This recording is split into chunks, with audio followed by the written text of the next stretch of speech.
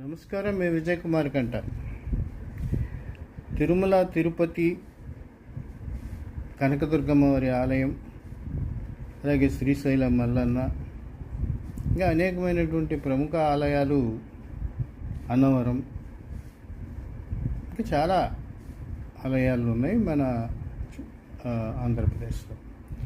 ఈ ఆలయాల్లో దైవస్వరూపాలన్నీ కూడా భక్తుల మనోభావాలు, వాళ్ళ యొక్క అలౌకిక ఆలోచన విధానాలకు అనుగుణంగా రూపొందించబడ్డాయి. వాళ్ళు అక్కడ ఆరాధన చేస్తూ స్వాంతన పొందుతారు.